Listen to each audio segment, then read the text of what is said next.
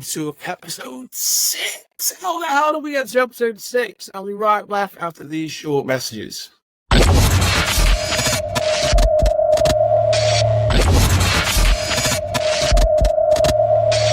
Okay, ladies and gentlemen, welcome back to the Airsoft podcast with the Headless Chickens Squad. I am the Don, and as always, we're going to bring you the very best of the Airsoft world, guests, topics, and conversations. And today, I am joined by another member of the Headless Chickens Squad, not one of the founding four, one of the original members that has now actually joined and got himself promoted to Rooster rank, the one, the only Callsign Grizzly. Also named in the real life as Pete. Hi, Pete. How you doing, bud? Hi, mate. You right? I'm good, mate. I'm good. So, put yourself in your accent now. What part of the world are you from? I live in Wales at the minute. But it's a bit muddled because I am originally from near local, so we're a bit muddled.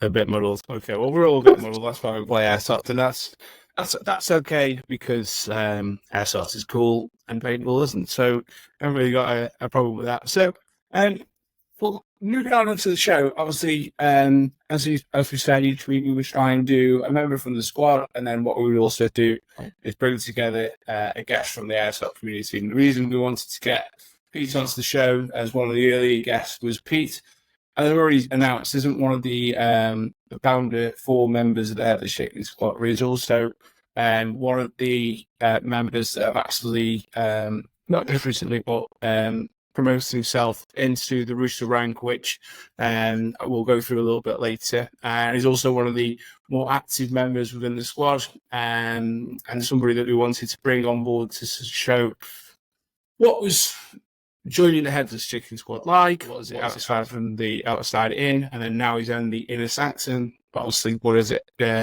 looking like obviously in the future, and kind of going from there. So I suppose the best place to start, Pete, is kind of talk to us about a little bit about yourself and how you got into Airsoft as a sport initially, really.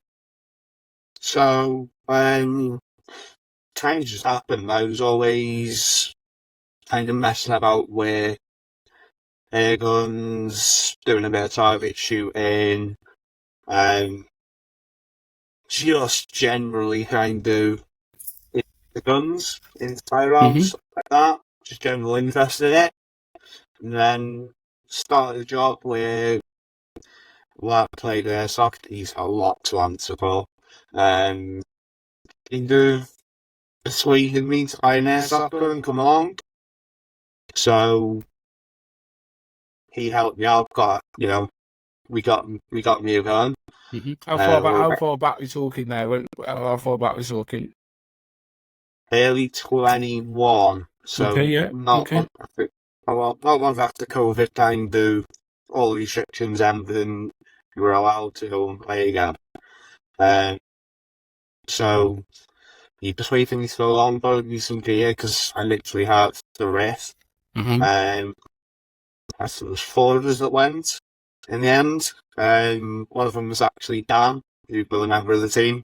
So I met Dan as well on my first ever game. On a top post, local assigned to us, and fell in love with it. Just absolutely loved it. Does that see you doing that horrible thing at just grabbing you and saying, yeah, that's it, you're in, that's it? Yeah, I'm not letting go. I was shocked in for a minute. I kind of had that taste when I had to go, and it was like, yeah, let me go again. So, just kept playing then. Got more into it as time went on. Okay. So, you said obviously you just grabbed hold of you, and obviously, it's got you for life. What parts of Airsoft do you feel grabbed you? What is it that you think that, right, that's what makes it so different than every other hobby and sort of pastime that you tried? There's the competitive side of it. Mm-hmm. Allowed to kind of be competitive. It ticks that box. So if you want to, like, I always just like, right, that's what we're trying to do in the game. That's the objective. Mm-hmm. And actually hit that box that I'm getting that. I'm winning this. So let's just hit that box. The the realism of the riffs, just some of them are just mind-bogglingly good. Well, they're proper fun. Playing with it, and then just, but it's the adrenaline, isn't it? It's just when someone running across or they're pushing hard or something like that, and you're defending or you're pushing an objective, then ain't nothing like that. No, There's nothing like getting rain of EVs coming towards you, and you say to duck and dodge and fire back, and it just grabs you. It's just completely, at that point in time, nothing else matters. You're just in that zone. It's just great for blocking out anything else you're not going on. That is you for the day, and you're just completely immersed there. It's just the whole thing of it. Yeah, it comes back to that whole ultimate escapism, and you kind of get immersed in it. Obviously, you mentioned about Outpost there, and I think we were there at the weekend, and it's loads of short, snappy games there, and you probably got 8 rounds throughout the day where, I'd said on a previous podcast, if you're not involved in it, you're sort of in the wrong game zone. It's just 100 mile an hour all day, every day, and it's for me it just grabs you. You can't do anything about it, and that's when that BB stings that a little bit more. You don't want to get hit and stuff like that. And you think fuck people, soft, not soft airsoft. Gets that blood pumping, gets the eco and all that sort of stuff. So so it's a lot of fun for that, and a lot of fun. You mentioned obviously Outpost is your local site. What where else have you played since? I know obviously it was yourself that introduced us to Rednall initially. But what other sites have you been to that you're impressed with? Or which ones have you seen that you'd love to sort of go to, that you've seen around social media and stuff like that? So another site that I think my second ever game that I went to was level 2. Mm-hmm. So the kind of shock of being a noob, is what I call it, and going to it's quite a high level CQB site, that was quite eye opening. We were obviously there at the beginning of last month as well. The whole site's just impressive, and the marshalling is for me second to none. That's just an absolute wonder site, and you can see why it's so popular all the time. Obviously we mentioned Redhill, that's between their outpost, that's another site that the peer level be like default Headless Chickens thing with a kind of go-to sites for me, and that's how we type the industry, there's just so many out there that, I think you've mentioned on the site on the podcast before, Dirty Dog. You've got, is it Tribal down south? Yeah, that way, Tribal, yeah. That looks really interesting. Very good things about this, like Plantation. The Phoenix was another one that I wanted to tick off the box that, Thanksgiving Coliseum did. Home Testmind as well. It's another one. There's a few, but there's a proper box tick of that one. Yeah. Regardless of how many numbers are down there and things like that, I think that's just something that would just be a little bit different and stick in the memory bank, I think. Yeah, definitely. There's a lot of sites, but there's a lot of travelling involved, so there's a bit of flying in there. Yeah, a bit of flying. Well, Headless Chickens Squad, we love a good road trip, and we'll find a way around it. I think that's the key thing. As long as people have got the buy-in and they want to do it, as we said when we had the chat before, we've got enough skill sets in the team to be able to make things happen, and we take our skill sets in the outside world to be able to get around the country and do things and different things like that. So yeah, we'll set them as a tip box. All we need is the suggestions and the willingness to turn up and play, really. You mentioned there for the Chicken Squad, obviously the Rednall and Outpost were your go-tos. How far back now are we from when you first noticed sort of the Headless Chicken Squad as an entity, and what were sort of like your first impressions, or what grabbed your attention in it? It might be also in a negative way initially. So it was, I would say, it was early August last year, August 23. I think I just got back from a game day at Redmond, actually. It was kind of, you had that buzz of the day, and you be like after a game, I always do the same thing. I'll kind of be on Facebook or Instagram or something. And I'm looking at if there's any pictures of the day, or what else is going on in the Airsoft world, and just trying to say nice and all know as long as I can for the day. Yeah. I came across a post on Facebook of Headless Chickens Squad, and it said Staffordshire, Shropshire area, and newly, quite a new theme still. I think you were 8 months into it then, something like that. Yeah. And it was something that joining the team was something I wanted to do. It was kind of give myself a bit more out of Airsoft, a bit more structure. Meet like-minded people. There's nothing less than going to a game day, and you kind of reliant on who's there. Are they going to be messing about, or are they going to be pushing the objective and playing the game, so to speak? So it was the idea of joining a team where it is a bit more, they want the same thing out of the day as you do.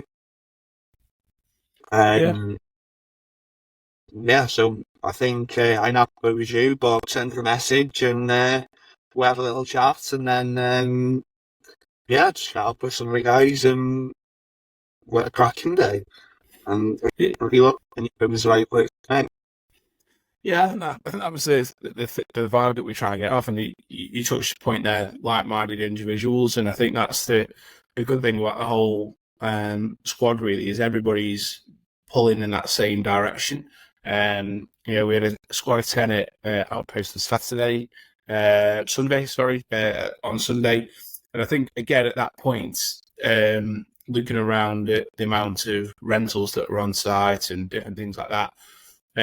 We were confident in the knowledge that we could split off into two groups of 5 and still kind of push the objectives, go as a team, and be like-minded in what it is that we were trying to play for. There was a few people there that they're clearly a bit more of a tinkerer and a hobbyist sort of thing. So and pushing wasn't really the sort of thing that they were going to be doing, but it just allowed us to do that. So yeah, I think you're quite right there in terms of the like-minded sort of individuals, really. Where was your first game for Headless Chicken Squad? I think was it Outpost? It was of all places. Yeah, it was Outpost. I think you guys both organised a game day there, and it just kind of fell that as we were chatting the following weekend, you guys were there. So nice, be easy for me to just say that I know DV player I already knew, just kind of help into it and get to meet some of you, really. Yeah, Yeah, no, good.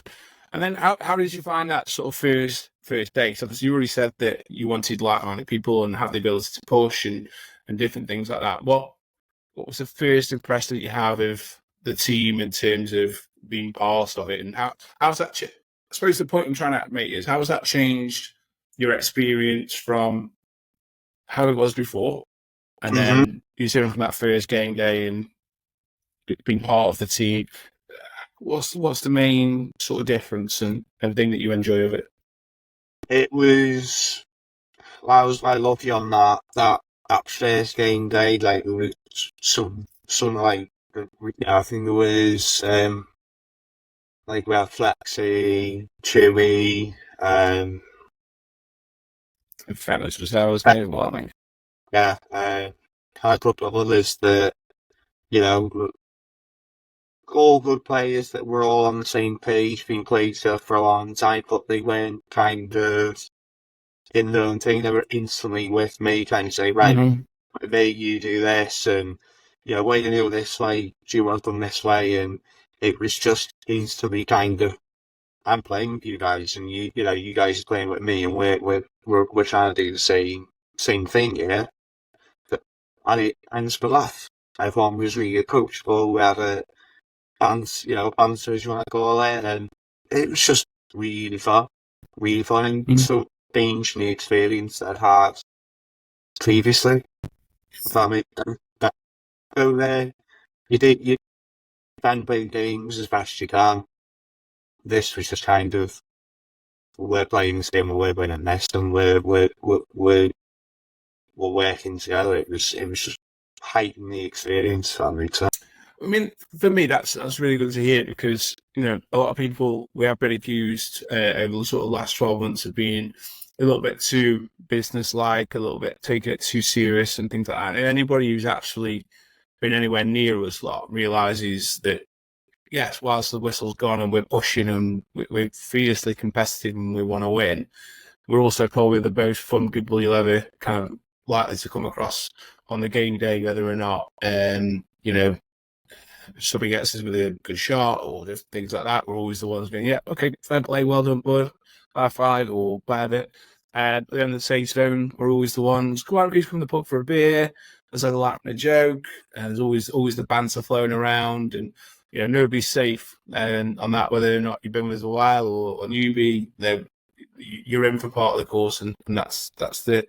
And that's all part of the course of it, really. And so obviously listening to what you said there, it's the first real sort of documented kind of review, really, of what it's like. I know we did some posts the other day where I was asking people to kind of give us their experience of the Chickens Squad in less than 15 words, but it's actually really nice to sort of hear. So, and obviously, you're welcome to be part of it, and we're glad to have you, and proud to have you as well. In terms of, I suppose, the next part of your journey really is, and I know, like, I think this is 6 lads that you've brought on board now. Dan, Slayer, Charlie, and then obviously by default you've got Mossy and a couple others, kind of like as a core sort of nucleus of the squad there. And what sort of feedback have you had from them? Kind of, you've always said you have a positive review, but it's then to go to Speedy Dan, that is kind of his own thing. For them to be able to want to join, what is it? How are you approaching them? What sort of things are you saying to get them on board and kind of want to be part of it?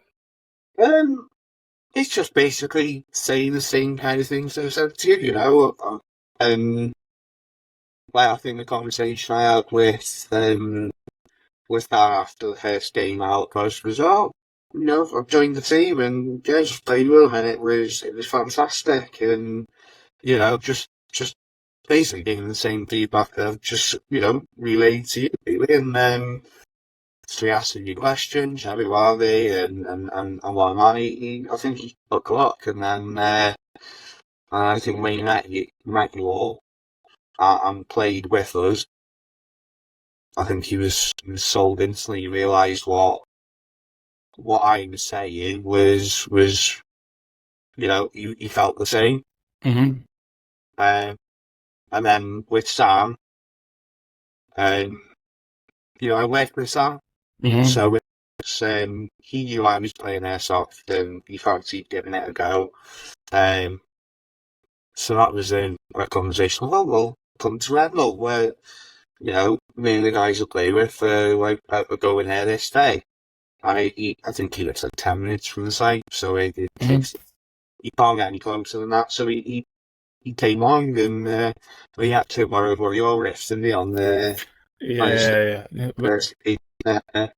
I think he had the same first day experience as I had on his first ever games. Instantly loved it.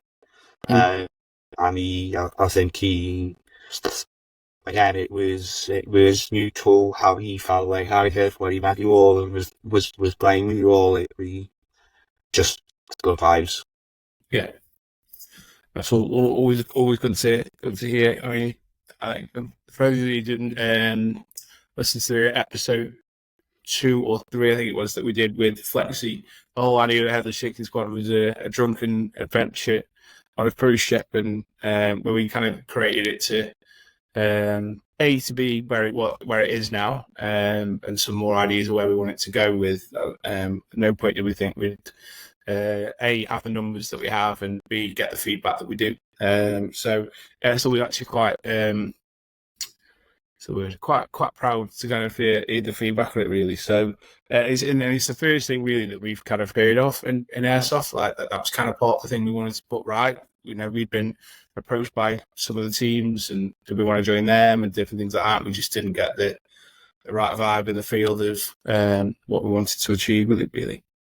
I mentioned in the opening thing there, since you're doing part of the team, we've now promoted you to Bristol Rag, which is got the Alan's pointing here. So obviously, Rooster is a rank within the Headless Chickens Squad, and before you go through kind of what your thoughts are on it and kind of being able to achieve it, was so we came up with the Rooster rank purely because we wanted to give people something to aim and achieve for. Plus, we realised that, especially at the peak of the summer, we do end up having squads out at 3 or 4 different sites each week, and by association, we wanted to make sure that we got the right types of people that were kind of hosting the games, being team captains, commanding officers for the day. And I still get questions and queries and feeling things, oh, we saw one of your boys on Skype today and different things like that. So we want to make sure that the right impression and stuff have been out there.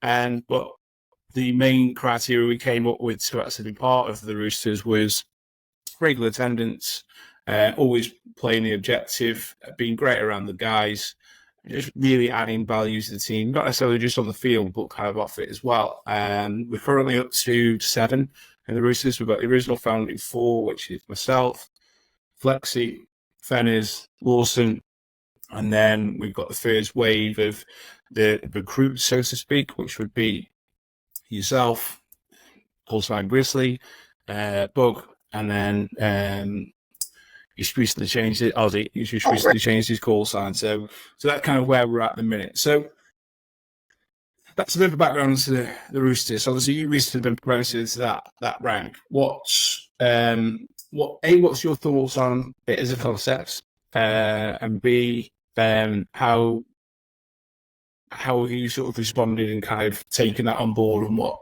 kind of, how does that make you feel? I mean, it's a good question. It's the idea of it's really good. I think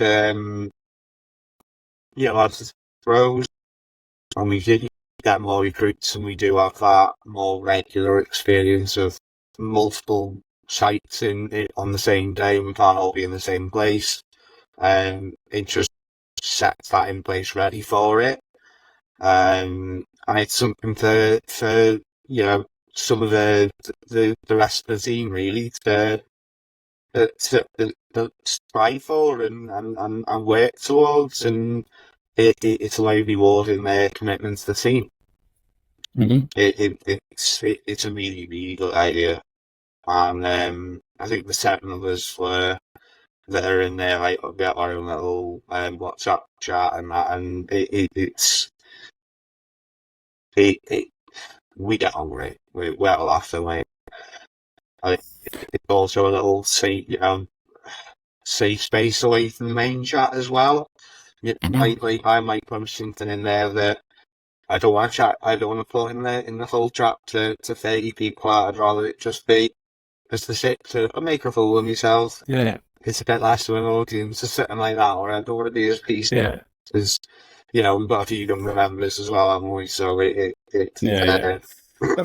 think it's just having that ability to bounce ideas off, because not everything that we present to the team is a good idea, or if in fact something that probably they need to know, because especially when we're drawing up rosters for all the rosters for the team, or if we're drawing up ideas of what we want to try and do and develop plans, that has a lot of discussion, where if there's too many voices in there, it can kind of get a little bit lost. I mean, I was just looking to the chats here today from the Headless Chickens Squad, and obviously straight after the game day, it's got a plethora of images, chats, opinions, videos of people not taking hits, that sort of stuff flying in there. It isn't always the easiest place to bounce off and share just ideas of what we want to try and progress for. And that's kind of part and parcel of the reason for the chat is it isn't just where we want to go with the squad as a whole. Is we do need the buy-in of the more trusted members, the Roosters, to be able to take it where we want. We're not sort of dictatorship. It's not, we're every single member of the team is a custodian of what happens with the Headless Chicken Squad. So it is a bit of a safe space. So that extra chat is kind of needed, really. To bounce ideas, and we want you guys involved. That's as it grows and pushes forward, then we do want those guys involved from there. I mean, in terms of when we because you've actually been and actually done a couple of game days without myself, Lexi, and stuff like that. What's from the outside looking in now? What's sort of perception of what people think of the Headless Chicken Squad, and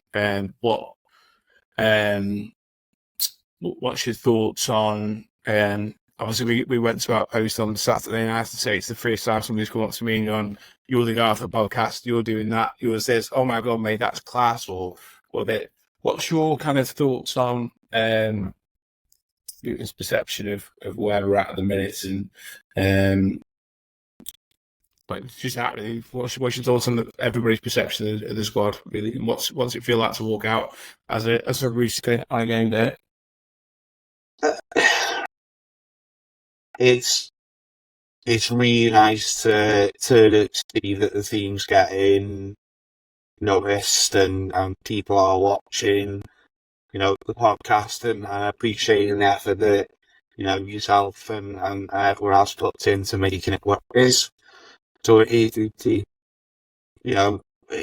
when you want something to succeed and be as best as it can be, and you see the passion between everyone in the team, it's nice to see it pay off and that people are aware of us. And I know you said about people have accused of being too robotic and too aggressive and that, but you don't see it on the game there. When you're playing against people, you don't get people complaining. They just appreciate what we're doing, and you just feel great when you're out there. And I'm quite sad. I enjoy wearing me Headless Chickens hoodie. When I'm out and about on a game day or anything like that. It's just it's nice to know that you're part of something. And you always know you might see the person that does play Airsoft that knows who we are, and you might stop you. So you might get a conversation about it. It's not part of it. So it's just all good. That's right. I think that's the key thing, really. Like, I don't think it has to be something that is swept under the carpet. And it's the first time I've come across something in my time of playing Airsoft where it's something to be proud of moving forward. Like, we didn't want to go down the route of calling ourselves something like Death Warriors or Creeper Reapers or something stupid like that. It was just something that we could brand up, we could make fun of, take the piss out of ourselves necessarily, but then also be able to drive forward with, really, and actually for it to stand for something. Because anybody who has been out on the field with us, if you see us play, we do run around like Headless Chickens. There's coordination towards it, but basically we're coming thick, we're coming fast. Some people like it, some people don't, but that's kind of the method and the style of the airsoft that we play. And you said there, some people accuse us of kind of possibly pushing too hard and being a bit robotic. We can only push as much as people will allow us to push. If there's very resistance, we played a game on Sunday. I keep saying we played Saturday. We played Sunday. The compound game, we met quite a bit of stiff resistance whilst we were attacking. And we can only push as much as in. But one thing we won't do is we won't stop pushing, if that makes sense. So we can only push as far as the opposition will allow us to. And say hats off to people, and that's the challenge that we put down. It's no more, no less. Sometimes we get our arses tickled. Sometimes we we dominate, and that's just part and parcel of what we're trying to achieve. Then obviously people that are going to get shot on the way through, and some people are going to have the noses bars to joints because they're not winning. Do you know what I mean? That's just, when you're playing win lose, somebody's got to lose, unfortunately. That's the way forward with it, really. So we're going to sort of end of part one. When we come back and part two, I'm going to hit Pete with some quick fire questions, and we're going to try and get his views on Airsoft as a whole and what he thinks of Airsoft in the future. So stay tuned. We'll be right back after these short messages. Back to part two. In part one, we met Callsign Grizzly, one of Headless Chickens Squad, and also one of the active promoted Bristol Bank members of the team. So in this section, what we're going to do is we're going to hit Pete with some ideas and questions about how he feels Airsoft is going to look to him in the future, and what his kind of visions and views for Headless Chickens Squad are. And then I'm also going to hit him with some quick fire questions, and so we can kind of get a bit more of an insight to his viewpoints on Airsoft and what is going to be happening with him moving forward. So, Headless Chickens Squad moving forward. What's your hopes, dreams, visions of the squad moving forward? Where would you like to see us in sort of 12 months' time? I think continue the growth that you guys have seen. I think you saw this at the 4. We're up to, is it 28, 29, or even 30 now? Yeah, there was two editions at the weekend, which is good. So that kind of pushes us, I think, 29 now. I think we're up to, which is kind of where we were at. And I think we were kind of, if we carry on the way we are, by the time we get to the summer, we'll be looking at sort of 35, 40, which are the numbers that we were fairly comfortable. Well, beyond our wildest dreams, to be fair. But yeah. Just to see it hit what kind of, see that growth continue, see more and more, good people come on board like we've already got. And make your attendance for what, just bigger than team we hear on the game day. For me, the better experience we're all going to have. So, a lot of way to grow, and let's see what we can achieve. Yeah, I mean, in terms of the team we've got, why I really appreciate at the minute is obviously the diversity we've got. Obviously, we've got the 3 young lads who are just absolutely out of this world in terms of ability and their potential of what they can achieve in the sport. But obviously, we've got a good nucleus of the younger players. I very loosely put Lawson in this because he looks about 45, but obviously we've got Lawson, Fenners, obviously Sam. You then obviously got who else is in there in the younger bracket? Obviously, Welshie, Dan, a few of the others, they're all pushing through there that are in that sort of early to late 20s kind of bracket. And then obviously we've got Neil that's come on board, obviously that does all the camera work. Flexi, who is just, I don't think I could find anybody more obsessed in sport than me. And then obviously we've got Mogwai, who's obviously come in, he's obviously just turns out week in, week out, it's obviously very, very stable. And then obviously we've got such a variety of different abilities. Obviously we've got early in the teams, obviously industry recognised tech, which obviously helps everybody out in terms of not just necessarily physically doing the guns, but obviously helping out with maintenance, all those sort of different things. So to have a lot of those boxes ticked as things, obviously as we push, not necessarily in one direction. And that's what I love about, we don't just going around looking for people that just want to be operators, that you just see, it's not like a robotic kind of type of player and different things like that. It's like, oh yeah, I need to look like this. On that, looking at operators, let's talk about your loadout a little bit. Right. You love your little Obi-Wan Nairobi loadout. So that's kind of, how's that going, and what sort of changes do you feel you need to do from there? So that was just kind of a happening kind of thing. Just watch the video where some of the top people loadout, and looked at it, I thought, yeah, it's so cool. I like that. It seemed functional. So we had some of the bits in place, like a right plate carrier and stuff and whatnot. So just put that together, where it's actually be comfy. And it's quite recognisable. So people can now really get a little bit of attention, and it feels good when you're doing it. But for a few drinks, anytime. Do feel upgrade to some needed, but I'll figure out as I go along. Okay, I could tell your missus in the background. That's why I don't want to tell me what it is that you need for it. So we'll leave that one there. You can message me after, and we'll work out obviously what it is that you want. In terms of that, then obviously in terms of loadout, I mean, what do we talk about? Do you feel we spoke to Ghost last week about kind of escapism and playing your character and things like that? Do you adapt the way that you play to kind of accommodate that, or are you? So I'm looking trying for you. Are you trying?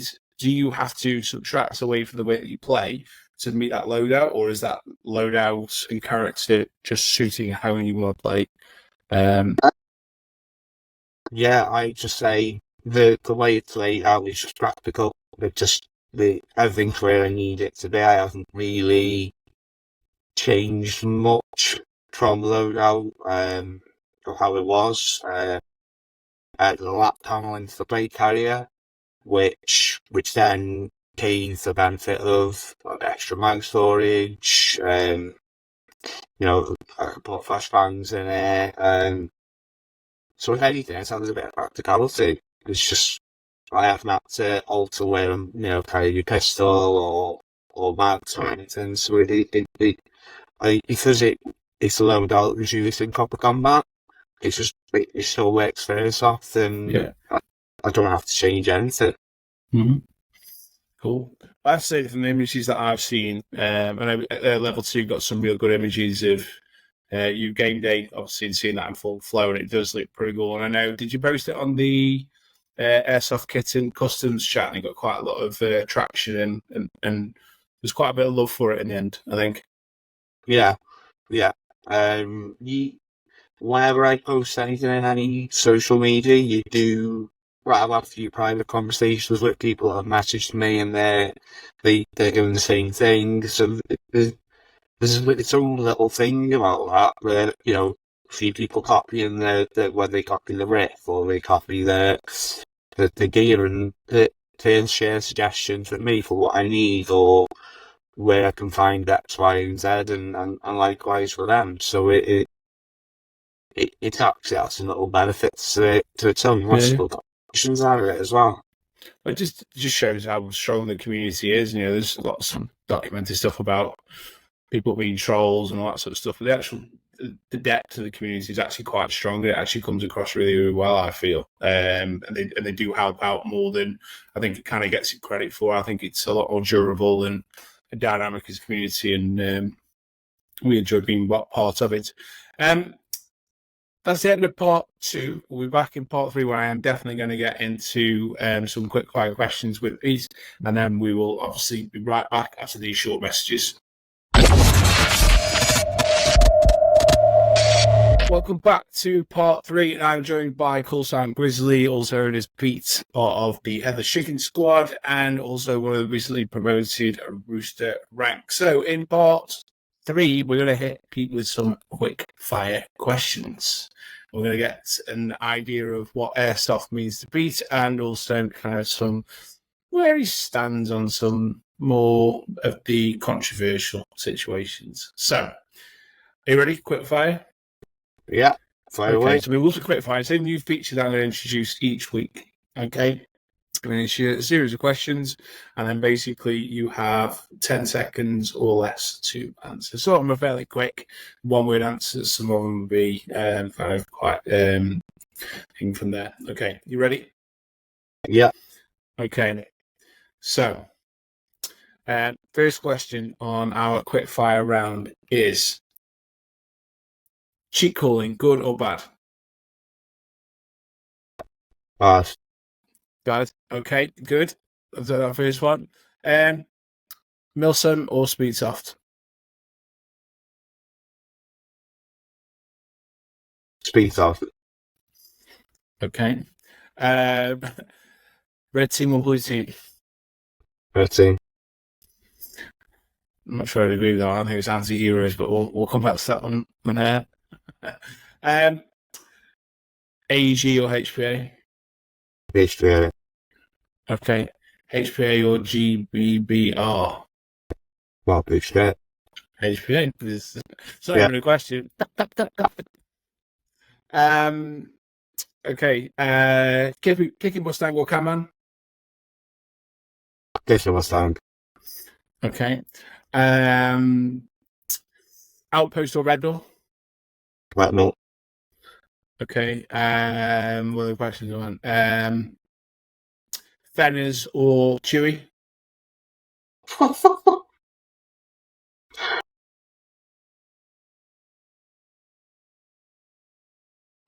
Chewy. Oh, that's teachers exactly saying. What am we going next? Outpost or Phoenix? Phoenix. Okay. One thing that Airsoft can do without. Cheers. Okay. What punishment would you like to see for people caught actively cheating? Now, I'm not talking about cheat callers here. I'm talking about people who are willing to turn up with stupid hot guns or people who are just intended to hurt people. Just ban. Ban. Get rid of them. Good. Yeah. Okay. Rentals, good or bad for the sport? Good. Okay. That one. Final question in the speed soft. What's the speed soft? Speed round. Quick question. I want to ask a real good one. I think will divide you. Where am I going to go with this one? CQB or indoor or outdoor? Oh.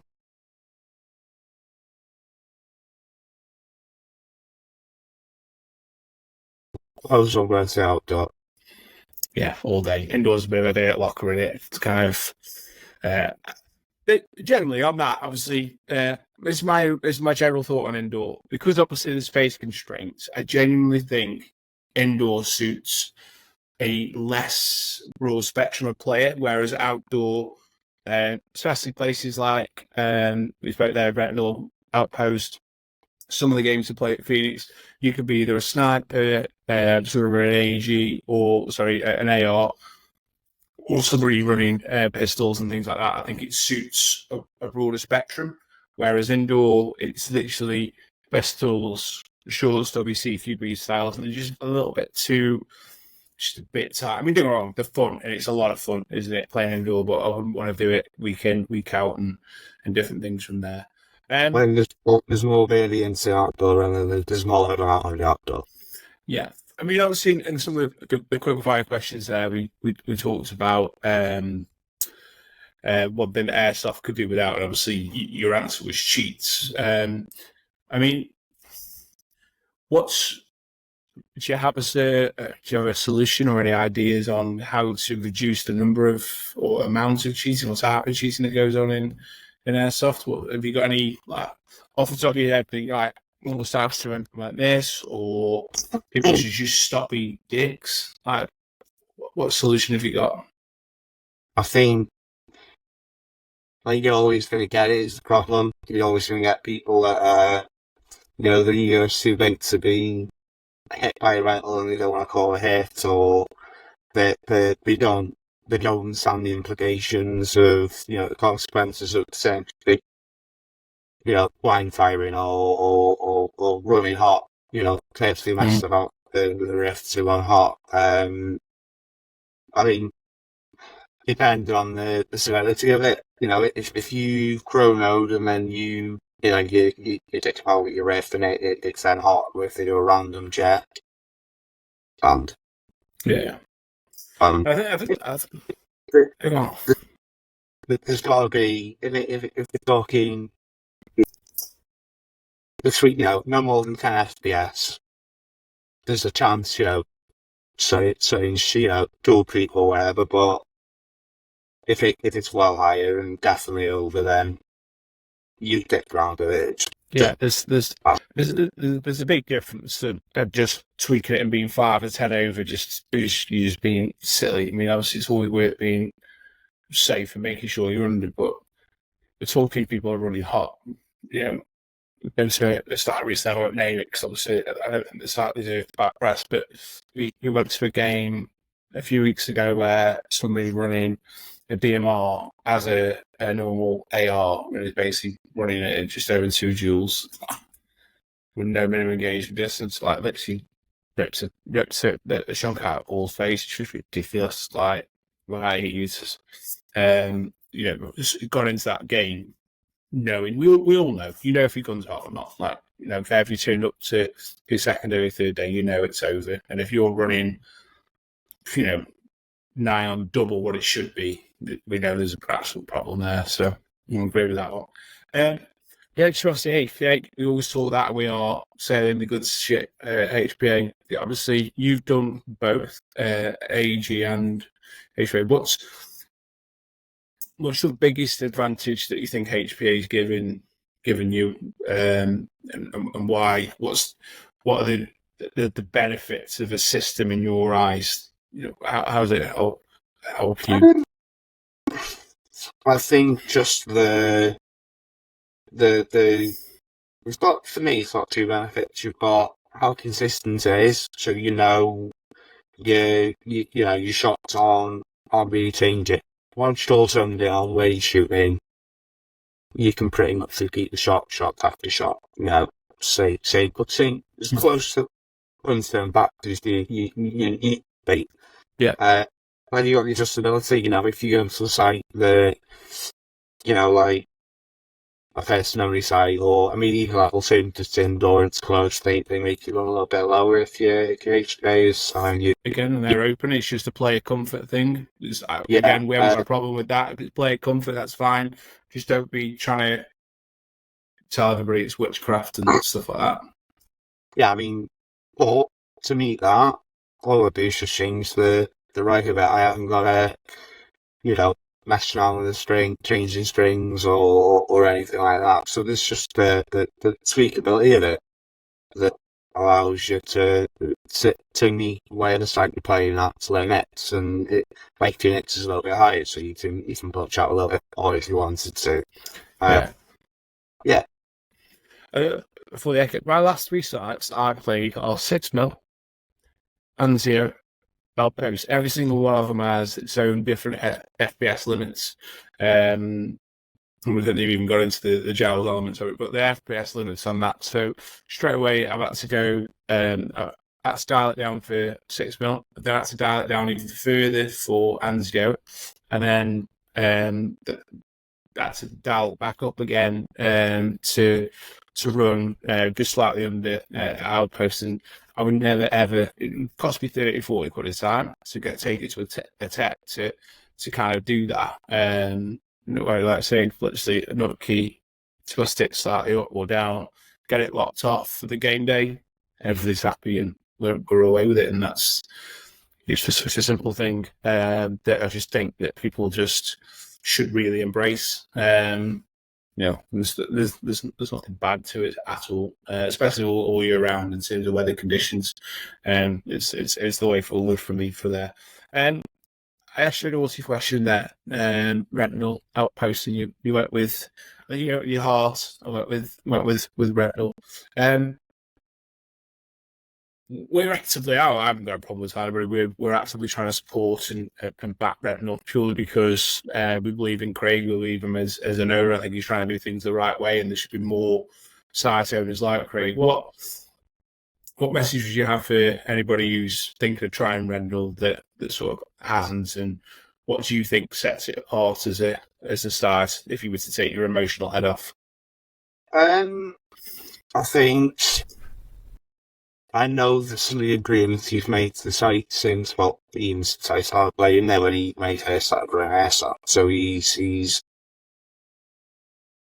actively asking players, what are your thoughts on this? What are your thoughts on that? And it's the players that are giving the feedback that are saying, this is what we want, this is what we think could work. And so it's almost as though it's here for tourists. It's what the majority of people have said they want.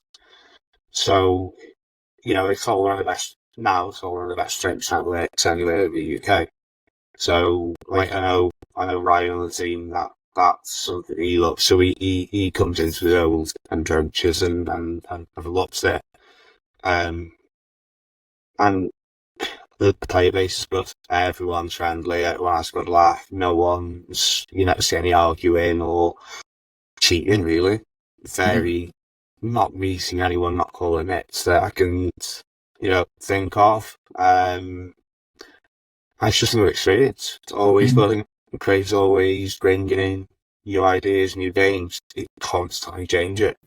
Yeah. Cool. Good.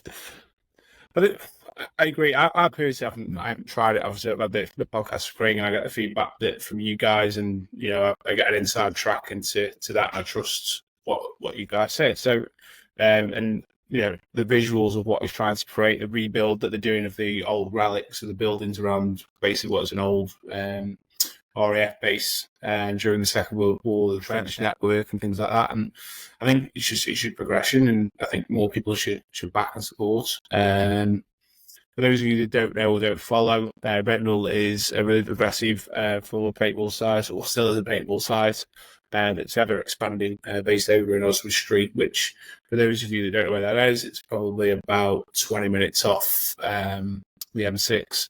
If you jump on the M54 out towards south of that way. So definitely get on there and have a look and check it out from there.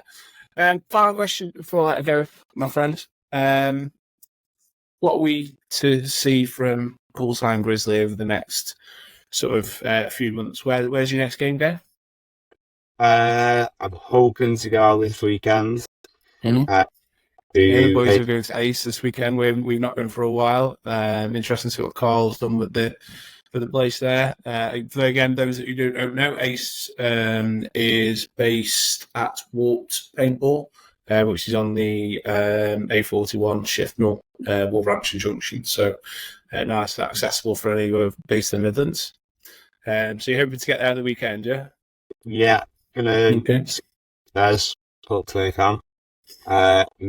Feeling that it'll be, I think next organised game day with bots Retinal actually, isn't it, on the 7th? Yeah, the 7th, yeah, I can't make that. But I think in terms of, in terms of what you want to try and get out of the thing, and obviously feedback from the sales of the team is just keep enjoying. I think that's the thing, isn't it? Just enjoy Airsoft.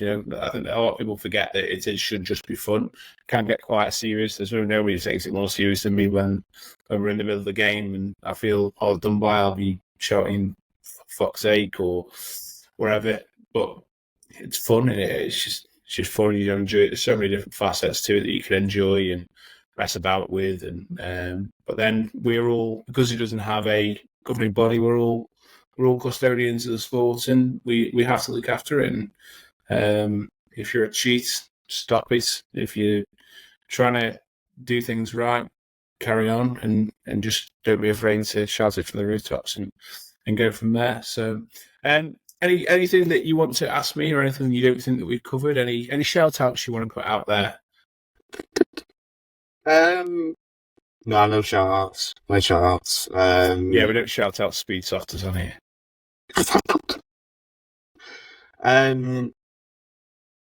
No, mate. I think we've got to think. Like now we've got some good things in the pipeline that we're looking to range into plans. So, right from my side of it, I'm still packing out as much as I can. For the foreseeable future, and we will ship to Belgium potentially, and we're looking at the ship up north, ship down south. I'm really looking forward to stuff like that. Just more game days. I think that's the thing. Airsoft's great. There's a lot of airsoft out there that people need to kind of embrace. People turn at the same styles week in, week out. Get out there and enjoy the world of airsoft. A lot of the propaganda and stuff you hear from just some people is just not right. Get out there and embrace it. That's all I'd say to everybody, and kind of go from there, really. On that point, I'm going to ask you one last question. Anybody out there think enjoyed the Headless Chickens Squad? What message you got for them? have a chat, come and play a game. I think you'll be happy, and you'll feel exactly the same as all of us. Split. Yeah. Cool. Perfect. Well, I just want to say massive thank you, Abe. Thanks for coming on and sharing your views on Airsoft, and thank you for everything you've done for the team and the squad up to now. And I know I'm looking forward to it. Kind of spending more time with you out on the Airsoft field and kind of that camaraderie off it, and it's brilliant from there. So thank you for that. That brings us to the end of episode 6. We're going really thick and fast. There's 6 weeks left to go out of season 1. Wherever it is that you're watching this podcast, please remember to like, comment, share, hit that subscribe button, and help us spread the love of the good shit Airsoft. This is the Airsoft podcast with the Headless Chickens Squad. I am the Don. Good night. God bless. See you next week with more exciting guests. Goodbye.